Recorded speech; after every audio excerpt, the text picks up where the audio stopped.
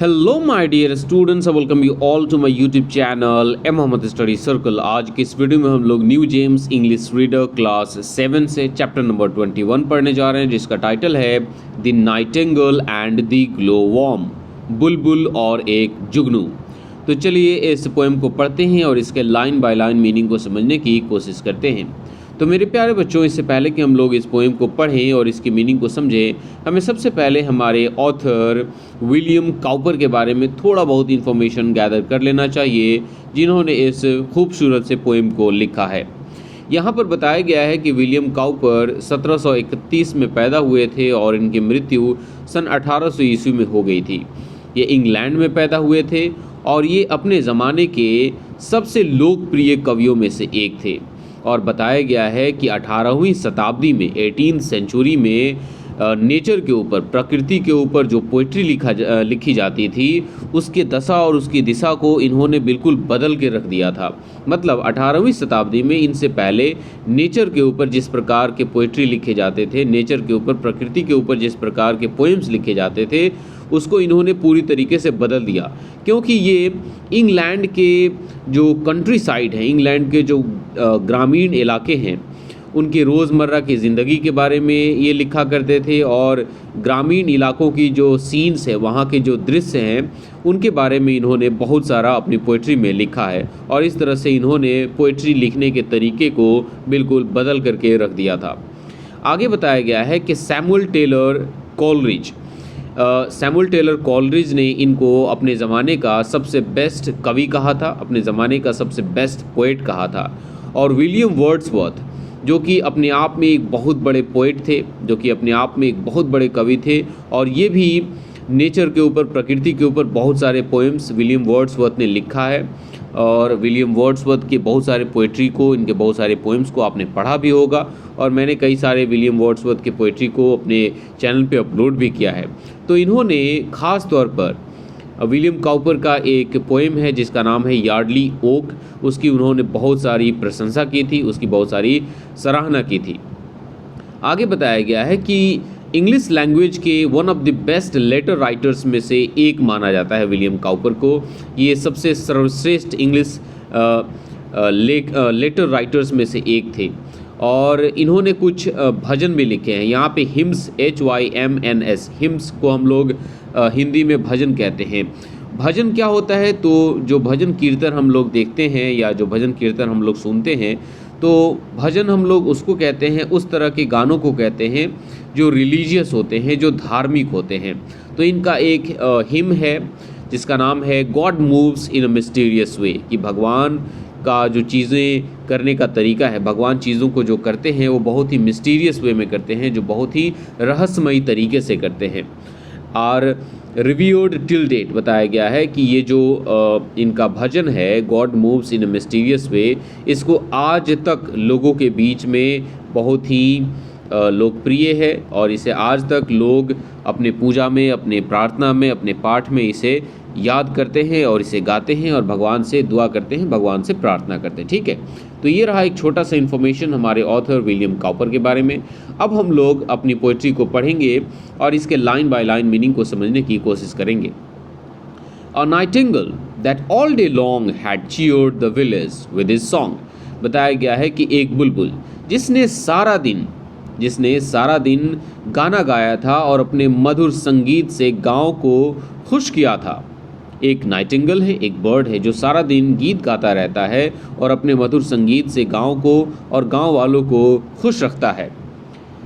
Nor yet at eve his tone suspended, यहाँ पर ये जो बोल्ड लेटर्स में लिखे गए हैं, at eve his note suspended, इसका मतलब बताया गया है he stopped singing when it was evening, कि ऐसा हो कि जब शाम हो जाए और उसने अपने गाने को गाना बंद कर दिया। तो ऐसा बिल्कुल भी नहीं है। ये जो बुलबुल है ये दिन भर अपने गाने को गाता रहता है और शाम होने पर भी ये अपने गाने को गाता रहता है। जैसे कि दूसरी पंछियाँ, जो दूसरे बर्ड्स होते हैं, वो दिन भर चहचहाते रहते हैं, दिन भर चहकते रहते हैं, लेकिन जैसे ही शाम होता है सारे के सारे बर्ड्स अपने अपने नेस्ट्स में, अपने अपने घोंसलों में चले जाते हैं और चुपचाप हो जाते हैं, खामोश हो जाते हैं। लेकिन ये जो नाइटिंगेल है, ये जो बुलबुल है, वो दिन में भी गाता है और शाम होने के बाद भी गाता है। शाम होने पर भी इसका धुन, इसका संगीत ख़त्म नहीं होता। Nor yet when eventide was ended। अब यहाँ पे ये जो दूसरा बोल्ड लेटर में लिखा गया है when eventide was ended, इसका मतलब है when the evening ended and became dark, कि जब शाम ख़त्म हो जाए और अंधेरा हो जाए। तो क्या ये बुलबुल अपने गाने को गाना बंद कर देता है? तो बिल्कुल नहीं। यहाँ पर बताया गया है कि जब शाम हो जाती है और शाम ख़त्म होने के बाद जब अंधेरा हो जाती है, तब भी ये बुलबुल अपने गाने को गाना जारी रखता है, ये अपने गाने को गाना बंद नहीं करता। तो फर्स्ट 4 लाइन्स में हमें ये पता चला कि एक बुलबुल है जो सारा दिन गाता रहता है और गाँव वालों को खुश रखता है। जब शाम हो जाता है तब भी वो अपने गाने को गाता रहता है, और जब शाम ख़त्म हो जाती है और अंधेरा हो जाती है तब भी वो अपने गाने को गाना बंद नहीं करता है। बिगिन टू फील, और अब वो महसूस करने लगता है, एज वेल ही माइट, और उसे महसूस करना भी चाहिए। अब वो क्या महसूस करता है? द कीन डिमांड्स ऑफ एपेटाइट, अब उसे भूख लगने लगती है।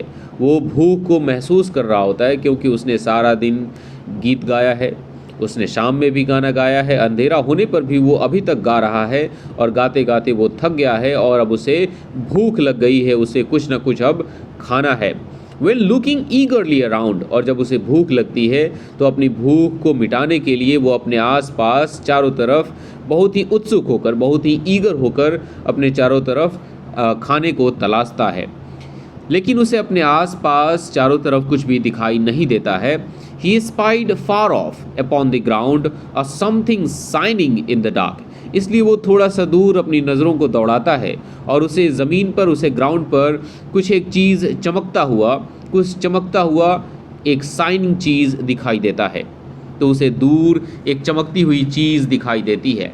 And new the glow worm by his spark, और वो बुलबुल उस चमकती हुई चीज़ की रोशनी से उसे समझ में आ जाता है कि वो जो चीज़ है वो एक जुगनू है, वो एक ग्लो वॉर्म है। तो मेरे प्यारे बच्चों, मैं आप सबको बताना चाहूँगा कि बेसिकली मैं बिहार से आता हूँ और हमारे यहाँ ग्लो वॉर्म जुगनू को बिहार में लोग भगजुगनी कहते हैं, जो कि एक थोड़ा सा फ़नी नाम है। तो आप मुझे कमेंट सेक्शन में बता सकते हैं कि आप जहाँ पर रहते हैं वहाँ के लोकल लैंग्वेज में ग्लो वॉर्म जुगनू को क्या कहा जाता है। जैसे हमारे यहाँ लोग इसको भगजुगनी कहते हैं, ठीक है, ओके। तो ये जो नाइटिंगेल है इसे समझ में आ जाता है उस जुगनू के स्पार्क से कि वो एक ग्लो वॉर्म है। So stooping down from the hawthorn top, stooping means होता है नीचे की तरफ झुकना, और हॉथॉर्न क्या होता है? तो यहाँ पर बताया गया है अ काइंड ऑफ श्रब, एक प्रकार की कटीली झाड़ी होती है। तो हम लोग कह सकते हैं नागफनी की झाड़ी।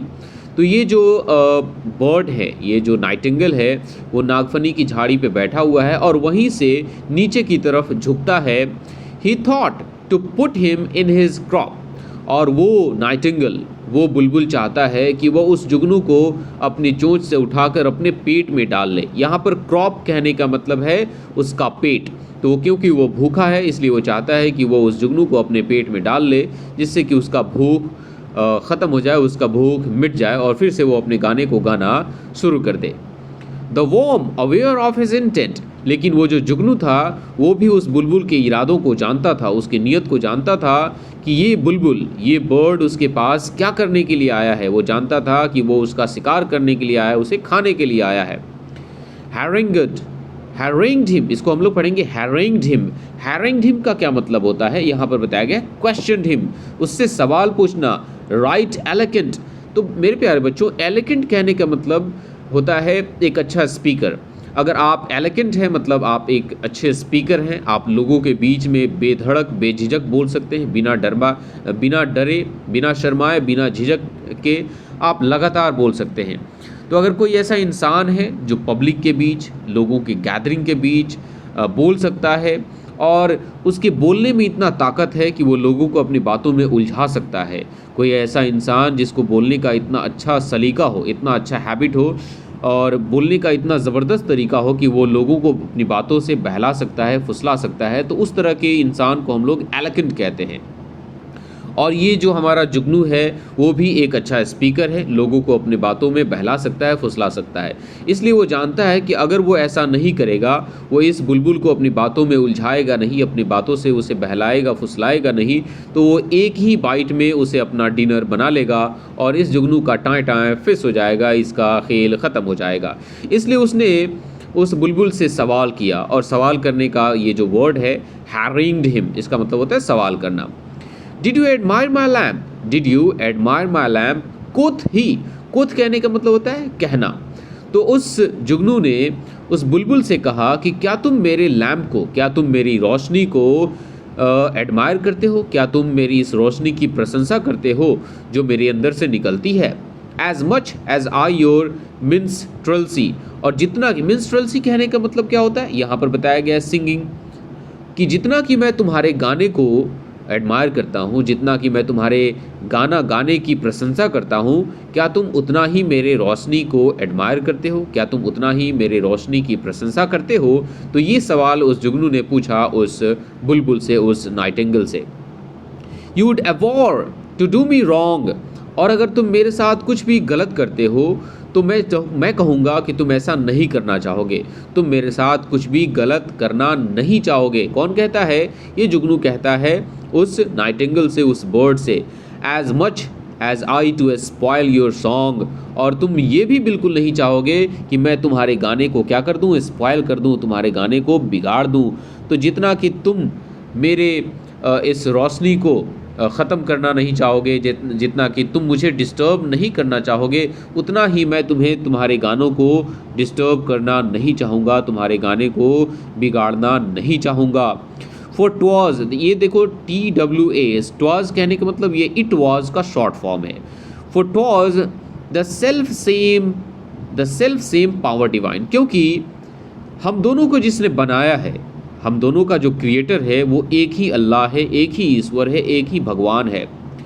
Thought you to sing and me to shine, और उस क्रिएटर ने, उस बनाने वाले ने तुम्हें गाना गाने की शक्ति दी है और मुझे चमकने की, मुझे रोशनी बिखेरने की शक्ति दी है। तो हम दोनों का बनाने वाला, हम दोनों का क्रिएटर एक ही है, इसलिए हम दोनों एक दूसरे को परेशान नहीं कर सकते, एक दूसरे को परेशान नहीं कर सकते, एक दूसरे के सामने रोड़ा बनकर नहीं आ सकते।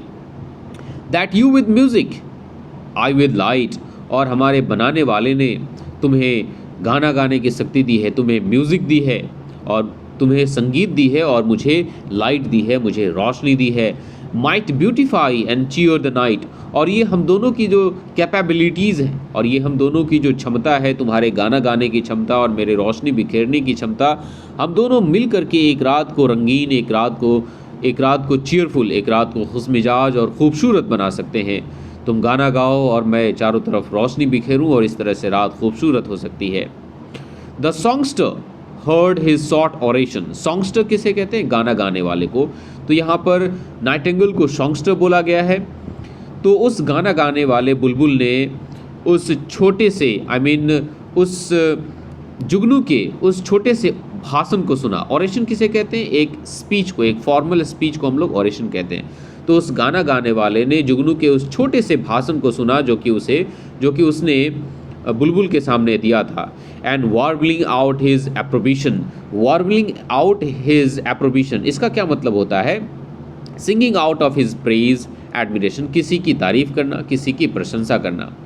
And warbling out his approbation released him, और उसके उस भाषण को सुनकर, उसके उस ऑरेशन, उसके उस स्पीच को सुनकर उस बुलबुल ने उसकी प्रशंसा की, उस जुगनू की प्रशंसा की, और उसकी प्रशंसा करते हुए, उसकी तारीफ़ करते हुए उसे रिलीज़ कर दिया, उसे छोड़ दिया। उस बुलबुल ने उस जुगनू को नहीं खाया।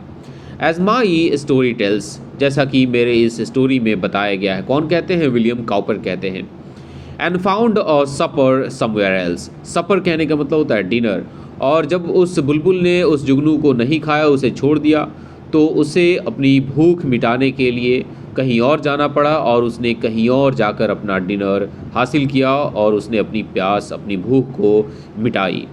तो इस तरह से हमने इस पोइट्री को पढ़ लिया और इसके लाइन बाय लाइन मीनिंग को समझ लिया। इस पोइट्री का एक्सप्लेनेशन कैसा लगा आप लोग मुझे नीचे कमेंट सेक्शन में ज़रूर बताइएगा। वीडियो अच्छा लगा होगा तो वीडियो को लाइक कीजिएगा और चैनल पे नए होंगे तो चैनल को सब्सक्राइब कीजिएगा। मिलते हैं एक नए चैप्टर के साथ, तब तक के लिए टेक केयर, बाय बाय।